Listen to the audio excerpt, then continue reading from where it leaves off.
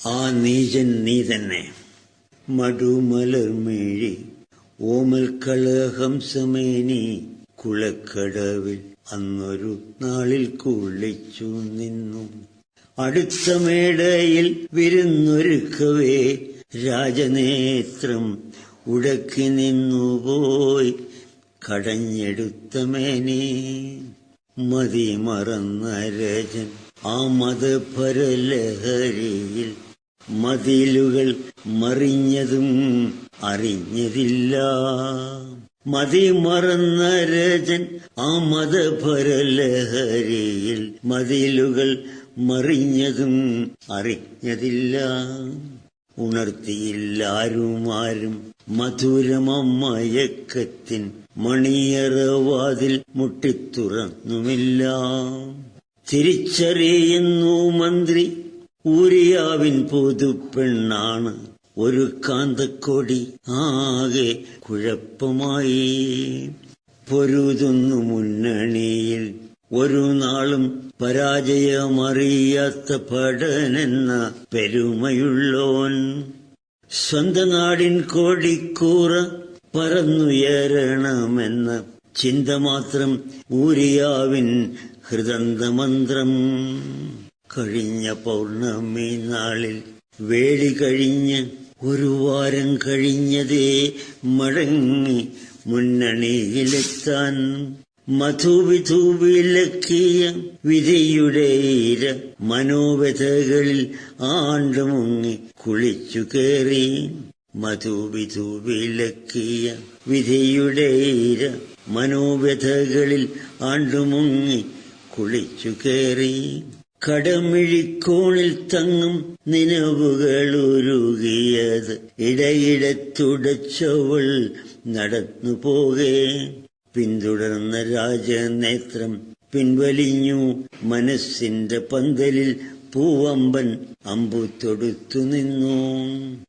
ഊരിയാവിൻ പ്രിയ പത്നി അടുത്ത നാൾ അരമനത്തേരിൽ തുടുമുഖം കുനിച്ചിരുന്നിരുന്നു.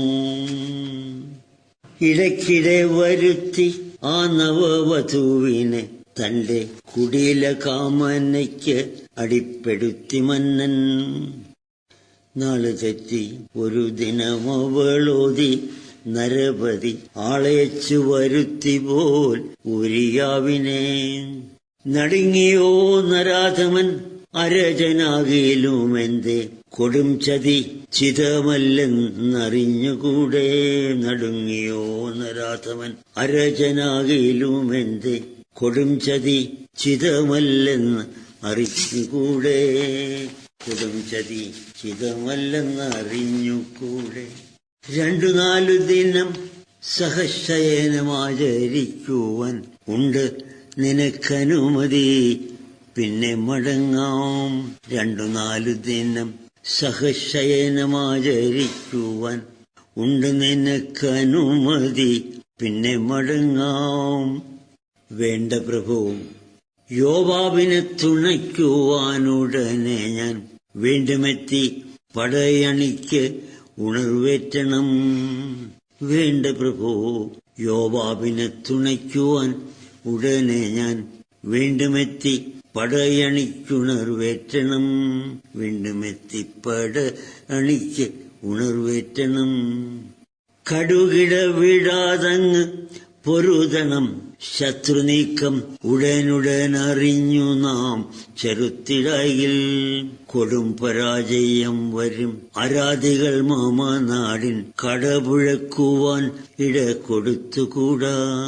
ഫെലിസ്ത്യരെ തുരത്തിയിട്ട് ഏറെ വൈകാതൊരു ദിനം തിലകിതനായി തിരിച്ചണയുവോളം പ്രലോഭനങ്ങൾ പെടാതിരിക്കുവാൻ മനസ്സിലെ കലവിയെ വിലക്കി ഞാൻ കഴിഞ്ഞുകൊള്ളാം.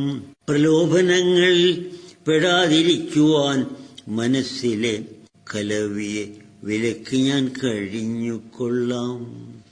കൂറെഴുന്ന ഭടൻ തന്റെ പ്രിയൻ രാജഭക്തിയിൽ മറ്റാരെയും പിന്നീടും പുരസ്കാര സമ്പന്നൻ.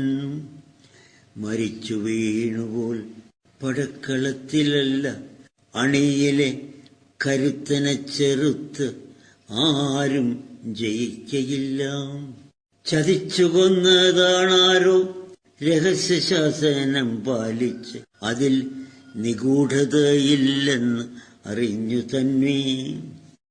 യോവാബിനെ കരുവാക്കി കുരുതി കൊടുത്തു ധീരയോധാവിനെ പ്രിയതമൻ ഉരിയാവിനെ.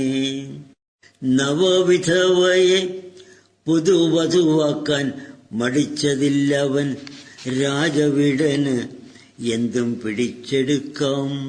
തിരുവാക്കില്ലെതിർവ ഇത്യതികേടിൽ അബലകൾ കുരിയാടാൻ കഴിയുകില്ല എതിർവാക്കുകൾ. ജയിച്ചു യുദ്ധവും കാമജാബലവും നിയതിതൻ നിയന്ത്രണം പോലും സ്വന്തം വിരലിലെന്നായി. അരജൻ അന്നഹന്തയാൽ അഭിഷിക്തനായി വീണ്ടും വിരുന്നൊരുക്കുവാൻ ആജ്ഞ കൊടുത്തു വേഗം. രാജഗുരുവിനെ കണ്ട നാളും എന്നേ മറന്നുപോയി, തേജോമയൻ തനിക്ക് എന്തിനിതര ദീപം. രാജഗുരുവിനെ കണ്ട നാളുമെന്നേ മറന്നുപോയി, തേജോമയൻ തനിക്ക് എന്തിനിതര ദീപം.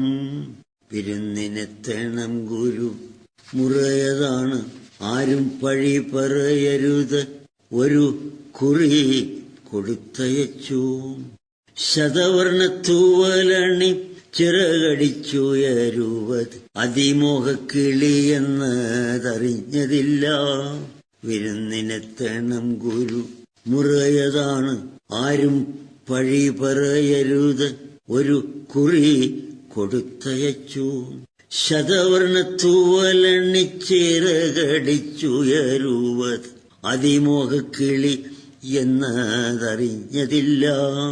വിരുന്നുശാലയിൽ വൃദ്ധനണയുന്നു ചുളി വീണ പരന്ന നെറ്റിയും കണ്ണിൽ കനലൊളിയും.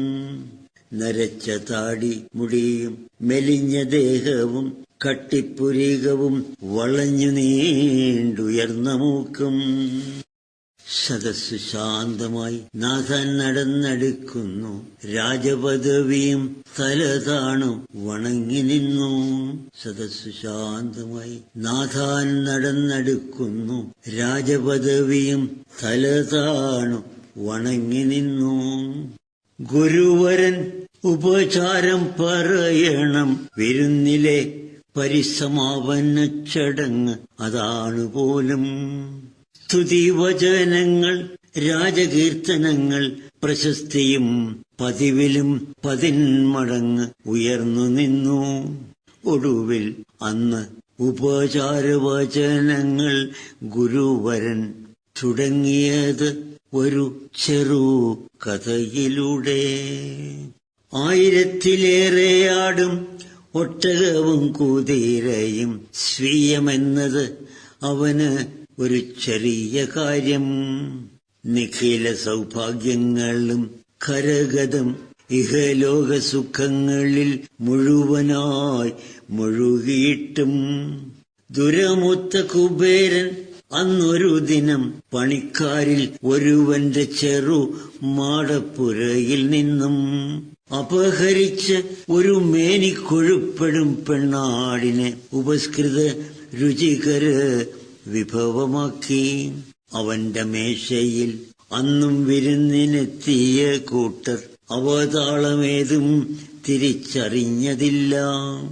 വിരുന്നുമേശയിൽ എന്തു വിളമ്പിയെന്ന് ആരും ചിന്തിച്ചിരുന്നതില്ല.